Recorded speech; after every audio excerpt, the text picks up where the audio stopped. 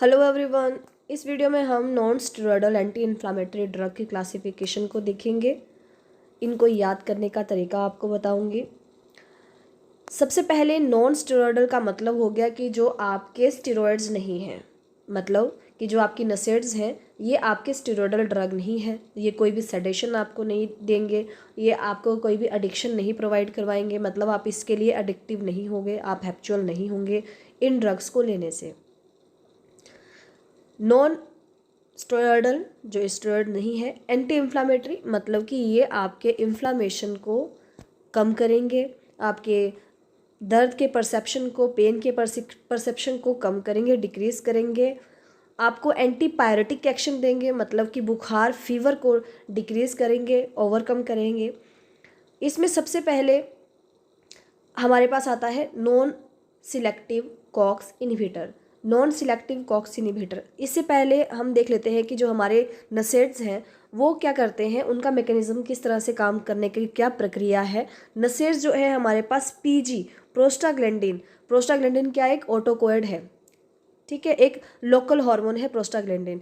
ये प्रोस्टाग्लैंडिन क्या है, जहाँ पर भी आपको पेन होगी, जहाँ पर भी आपको इंजरी होगी, जहाँ पर आपको चोट लगेगी, वहाँ पर जो है ये रिलीज़ हो जाते हैं लोकली, ये वहाँ पर रिलीज़ होंगे। और आपको क्या पता चलेगा कि यहाँ पर आपके जो है दर्द हो रही है, आपके इन्फ्लामेशन हो रही है। इन्फ्लामेशन पेन इस टाइम पे जो है जहाँ पर भी दर्द हो रही होगी, जहाँ पर इन्फ्लामेशन हो रही होगी, तो इसका मतलब है वहाँ पर जो है प्रोस्टाग्लैंडिन का रिलीज़ हो चुका है। प्रोस्टाग्लैंडिन की अगर फॉर्मेशन देखते हैं तो अरेक्डोनिक एसिड, अरेक्डोनिक एसिड जो इसका स्टार्टअप, जो इसकी सिंथेसिस जहाँ से स्टार्ट होती है हमारी एरेक्डोनिक एसिड से स्टार्ट होती है प्रोस्टाग्लैंडिन की। कॉक्स जो है साइक्लोऑक्सीजनेस एंजाइम इसको इनिशिएट करता है प्रोस्टाग्लैंडिन की फॉर्मेशन में, एक मीडिएटरी पॉइंट रहता है, एक इम्पोर्टेंट रोल प्ले करता है। कॉक्स जो है वो प्रोस्टाग्लैंडिन फाइनल प्रोडक्ट जो प्रोस्टाग्लैंडिन है उसकी फॉर्मेशन में हेल्प करता है एरेक्डोनिक एसिड की। तो यहाँ पर क्या हमारे इंपॉर्टेंट हो गया, हमारा इंपॉर्टेंट है COX. COX is cyclooxygenase enzyme. ये एंजाइम प्रोस्टाग्लैंडिन की सिंथेसिस और फॉर्मेशन में हेल्प करता है।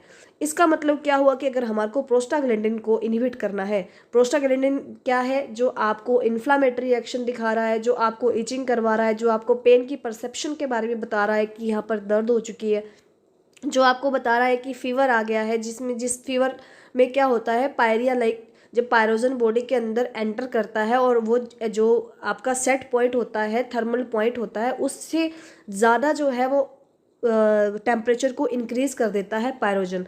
तो उस समय हमारे पास भी प्रोस्टाग्लैंडिन रिलीज होते हैं। तो यहाँ पर पेन की परसेप्शन, टेम्परेचर का एलिवेशन होना और इन्फ्लामेटरी रिस्पॉन्स के टाइम पे हमारे पास प्रोस्टाग्लैंडिन रिलीज हो रहा है। अब हमारे को यहाँ पर इसको इनहिबिट करना है, प्रोस्टाग्लैंडिन को अगर हमें इनहिबिट करना है, उसकी वजह से क्या होगा कि आपकी पेन की परसेप्शन कुछ देर के लिए रिवर्स तरीके से लॉस हो जाएगी। मतलब आपको दर्द हो रहा था, आपने डिक्लोफिनेक ले लिया, लेकिन कुछ टाइम के बाद लाइक आपका वो 1 घंटे 2 घंटे तक आपको दर्द का एहसास नहीं करवाएगा, लेकिन रिवर्सिबल लॉस हो जाए, दर्द का रिवर्सिबल लॉस होता है इसमें। मतलब सॉरी, आपको 2 घंटे बाद वापस से उस पेन की सेंसेशन आपको फील होगी, लाइक इसको जड़ से निकालने का काम नहीं करते हैं। अब प्रोस्टाग्लैंडिन को अगर हमें इनहिबिट करना है तो हम क्या करेंगे, हम इसका जो रेट लिमिटिंग स्टेप इसको बोल सकते हैं, हम इसको कॉक्स को इनहिबिट करने की कोशिश करेंगे। इसीलिए पहली जो कैटेगरी है वो आप देख सकते हो यहाँ पर, non selective COX inhibitor. COX को इनहिबिट किया जा रहा है, अरेक्डोनिक एसिड, कॉक्स, और कॉक्स के बाद बन गया हमारे पास प्रोस्टाग्लैंडिन। तो यहाँ पर ये बोल रहा है कॉक्स इनहिबिटर हो रहा है, कॉक्स को इनहिबिट किया जाएगा, नॉन सिलेक्टिव तरीके से कॉक्स को इनहिबिट करने की कोशिश की जाएगी इन ड्रग्स के थ्रू, जो ये कैटेगरीज की ड्रग्स हैं। अब दूसरी सबसे बड़ी बात हम देख रहे थे कि कॉक्स भी हमारे पास 2 टाइप के होते हैं, एक होता है कॉक्स 1, एक होता है कॉक्स 2। ठीक है, कॉक्स 1 जो है हमारी बॉडी के अंदर ऑलरेडी प्रेजेंट होता है, ज़्यादा डीप नहीं, पर इतना आप जान लें कि कॉक्स हमारी ऑल ओवर बॉडी प्रेजेंट रहता है। कॉक्स 2 जो है जब आपको दर्द होगा, जहाँ पर आपको इंजरी होगी, ट्रोमा होगा, आपको कहीं पर चोट लगेगी, तो उस टाइम पे जो आपका एंजाइम सिक्रेट होगा वो होगा कॉक्स 2, साइक्लोऑक्सीजनेज 2। मतलब अभी अभी आपकी बॉडी के अंदर कोई पेन नहीं, मतलब कोई इंजरी नहीं हुई है, कोई ट्रॉमा नहीं हुआ है, तो आपकी बॉडी में जो है वो कॉक्स रिस्पॉन्सिबल है। आपको सिर्फ जो है देना है उनको कॉक्स इनहिबिटर्स। लेकिन अगर इंजरी हुई है, वहाँ पर इन्फ्लामेशन हुई है, आपको चोट लगी है, तो उस समय आप प्रेफरेबली और सिलेक्टिवली क्या दोगे? कॉक्स 2 इनहिबिटर्स दोगे। सबसे पहले है class non selective COX inhibitor. Non selective COX inhibitor के अंदर ड्रग की अलग अलग हैं, जैसे कि आपके हैं सैलिसाइलेट। सैलिसाइलेट में आपका aspirin, propionic acid derivatives ibuprofen, naproxen, anthranilic acid derivative में mefenamic acid, aryl acetic acid, diclofenac, aceclofenac, oxicam derivative में piroxicam, tenoxicam, pyrrolo pyrrole derivatives के अंदर कीटोरोलिक, इंडोल डेरिवेटिव के अंदर इंडोमेथासिन एंड पायराजोलोन डेरिवेटिव के अंदर फिनाइल ब्यूटाजोन एंड ऑक्सीफेन ब्यूटाजोन। ये हमारे पास है नॉन सिलेक्टिव। नॉन सिलेक्टिव, अब इसका मतलब समझ लेते हैं यहाँ पर। Non selective COX inhibitor, non selective के मतलब होगा कि हमने सिलेक्ट नहीं किया है कि हम कॉक्स 1 को इनहिबिट करवाएंगे या फिर कॉक्स 2 को इनहिबिट करवाएंगे। ये अगर हमने इनमें से इन कैटेगरी की कोई भी ड्रग हमने ले ली है, चाहे वो पायरोक्सीकेम है, आइबुप्रोफेन है, एस्पिरिन है, ये नॉन सिलेक्टिवली कहाँ जाएंगी? या तो आइदर ये कॉक्स को भी इनहिबिट कर सकती हैं और कॉक्स 2 को भी इनहिबिट कर सकती हैं। तो ये सिलेक्टिव नहीं है, ये नॉन सिलेक्टिव है। नॉन सिलेक्टिव तरीके से ये अपना काम करेंगी। Next is preferential COX 2 inhibitor. इसमें जो है हमने प्रेफरेंस दी है कि हम कोशिश कर रहे हैं कि कॉक्स 2 को ही यहाँ पर इनहिबिट किया जाएगा। तो उसके लिए जो ड्रग्स है वो है निमोस्लाइड, मेलोक्सिकेन एंड नाब्यूटामेटोन। नेक्स्ट कैटेगरी है सिलेक्टिव कॉक्स 2 इनहिबिटर। अब यहाँ पर हमने प्रॉपर तरीके से हमने इसको सिलेक्ट कर दिया है, कॉक्स को हमने प्रॉपर सिलेक्ट कर दिया है। इसको हमने ये हमने इसकी सिलेक्शन कर दी है कि हमारे को जो है ये वाली ड्रग अगर हम देंगे तो ये कॉक्स 2 पे ही जाएंगी। ठीक है, अगर हमको सिर्फ कॉक्स 2 को इनहिबिट करना है, अभी इंजरी हुई है तो अभी पेन की परसेप्शन कहीं पर हो रही है, तो हम एकदम से सिलेक्टिव अगर कॉक्स 2 इनहिबिटर देंगे तो ये कॉक्स 2 पे ही जाकर के काम करेंगे, कॉक्स 1 पे नहीं। तो इसका मतलब सिलेक्टिव कॉक्स 2 का मतलब जो है आप समझ गए होंगे यहाँ पर। Next is analgesic antipyretic but poor anti inflammatory action. So यहाँ पर पैरासीटामोल क्या काम करता है? पैरासीटामोल जो है एक पैरासीटामोल को पैरा अमाइनोफिनोल भी बोलते हैं, पैरा अमाइनोफिनोल डेरिवेटिव है। क्वेश्चन इस तरह से भी पूछा जा सकता है। ऑप्शंस में आपको पैरासीटामोल की जगह पैरा अमाइनोफिनोल भी दिया जा सकता है, एसिटामिनोफिन भी हो सकता है वहाँ पर। सो इसमें जो है एनाल्जेसिक और एंटीपायरेटिक इफेक्ट ये शो करता है, लेकिन एंटी इन्फ्लामेटरी इफेक्ट पैरासीटामोल क्यों नहीं देता, इसको यहाँ पर हम डिस्कस कर लेते हैं छोटा सा।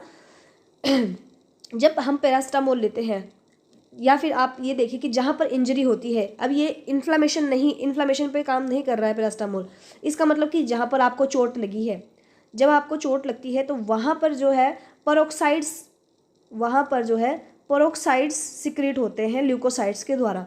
तो पेरोक्साइड जो है उसके साथ पैरासीटामोल बाइंड नहीं करता है, पेरोक्साइड्स के साथ पैरासीटामोल बाइंड नहीं करता है, जिस वजह से ये अपनी एंटी इन्फ्लामेटरी एक्शन जो है वो नहीं दे पाता। अच्छे क्या बहुत कम जो है एंटी इन्फ्लामेटरी एक्शन जो है पैरासीटामोल दिखा पाता है। किस वजह से?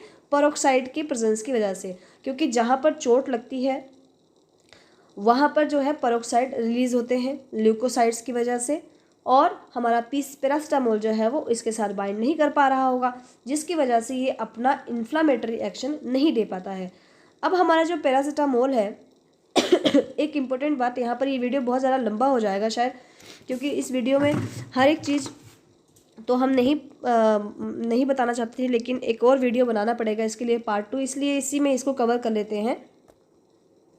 जो पैरासीटामोल है वो हमारे पास कॉक्स पे काम करता है। पैरासीटामोल जो है वो कॉक्स 1 पे काम करता है, कॉक्स 1 पे। अब कॉक्स 1 जो है आपको पता है पूरे बॉडी के अंदर प्रेजेंट है। अगर आप पैरासीटामोल को ले रहे हो बुखार को ठीक करने के लिए, जब आप इसको बुखार को ठीक करने के लिए ले रहे हो, इसका मतलब क्या है कि जो आपके थर्मल रिसेप्टर्स हैं, थर्मो रिसेप्टर्स कहाँ पर है? हमारे पास हाइपोथैलेमस में। हाइपोथैलेमस क्या करता है? कंट्रोल करके रखता है टेम्परेचर को। अब यहाँ पर थर्मो रिसेप्टर्स में क्या हुआ, जब पायरोजन एंटर हुआ होगा तो उसका जो नॉर्मल टेम्परेचर है 37 डिग्री सेल्सियस से एलिवेट हो गया होगा टेम्परेचर। यहाँ पर हाइपोथैलेमस में जो कॉक्स, हाइपोथैलेमस का ब्रेन के अंदर है, तो कॉक्स 1 रिसेप्टर जो ब्रेन में है वहाँ पर जा करके हमारा पैरासीटामोल एंटीपायरेटिक एक्शन शो करता है। दूसरी बात है कि हमारा पैरासीटामोल जो है वो मेटाबोलाइज तो लीवर में ही होगा, ले तो हम इसको ऑरली ले रहे हैं, लीवर में मेटाबोलाइज होगा, लेकिन ये इफेक्ट शो करेगा ब्रेन में। और ब्रेन में हाइपोथैलेमस में ये टेम्परेचर जो आपका हाइपोथैलेमस जहाँ पर ये थर्मो रिसेप्टर्स होते हैं उनको मेंटेन करेगा और टेम्परेचर को डिक्रीज कर देगा। Next is pyrazolone derivative. Pyrazolone derivative का एग्जाम्पल है यहाँ पर मेटामिजोल, और बेंजोक्साजिन डेरिवेटिव का एग्जाम्पल है नेफोपाम। अब कुछ बेनिफिशियल एक्शन देख लेते हैं प्रोस्टाग्लैंडिन्स के। ठीक है, अगर हमारे पास प्रोस्टाग्लैंडिन की सिंथेसिस इनहिबिट होगी तो क्या बेनिफिट होंगे, और इसके इनहिबिट होने से कुछ टॉक्सिसिटीज़ भी होंगी, तो वो क्या होंगी।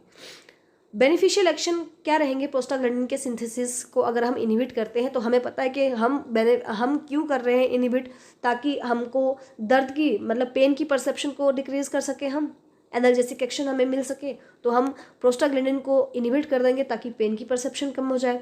एंटीपायरेटिक, ताकि बुखार जो है वो कम हो जाए।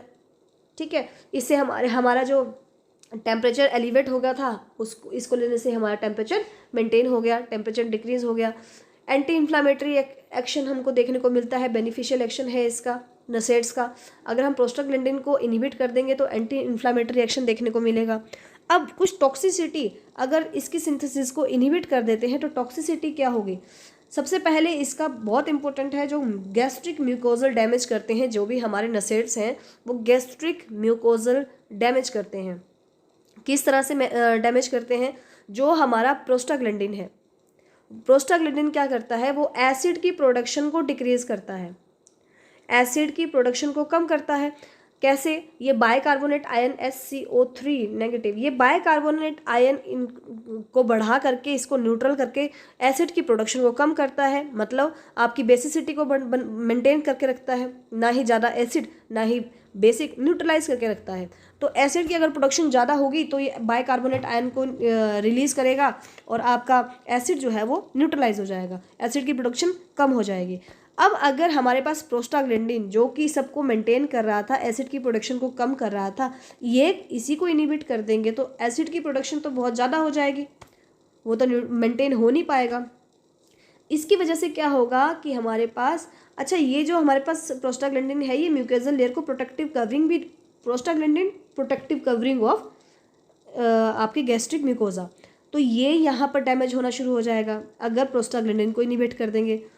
नेक्स्ट इज ब्लीडिंग जो एस्प्रिन इसके लिए एग्जाम्पल रहेगा। अगर हम प्रोस्टाग्लैंडिन को इनहिबिट कर देंगे तो इसमें क्या होगा, अगर हमने मान लीजिए कि चोट लगी है आपको, ठीक है, यहाँ से खून बह रहा है और उस टाइम पे आपने एस्प्रिन ले लिया। एस्प्रिन जो है वो पहले ही क्या काम करता है, खून को पतला करने में। एस्प्रिन एक अच्छा एंटीकोगुलेंट है, वो कोगुलेशन नहीं होने देगा, प्लेटलेट को अडहियर नहीं होने देगा। प्लेटलेट अडहियर नहीं हो पाएगी तो क्या होगा, आपका ब्लीडिंग टाइम इंक्रीज हो जाएगा और क्लॉट नहीं बन पाएगा। तो ब्लीडिंग टाइम जो है वो इंक्रीज हो जाता है by the inhibition of platelet function. Next is limitation of renal blood flow. Renal blood flow को ये कम कर देता है, लिमिटेशन लगा देता है आपके सोडियम, जिसकी वजह से क्या होगा सोडियम और वाटर की रिटेंशन हो जाएगी। सोडियम और वाटर की रिटेंशन हो जाएगी तो इसका मतलब ये हुआ कि जितने भी अगर आपके कंजस्टिव हार्ट फेलियर के केस हैं, किडनी डिजीज़ के केस हैं, उस केस में जो है हमको नसेड्स को इग्नोर करना पड़ेगा, उनको हमें इग्नोर करना पड़ेगा, क्योंकि ये क्या करते हैं, सोडियम और वाटर की रिटेंशन कर देते हैं। सो ये कुछ टॉक्सिसिटीज़ थी और कुछ बेनिफिशियल एक्शन थे नसेड्स के। Thank you so much guys, keep learning, keep shining.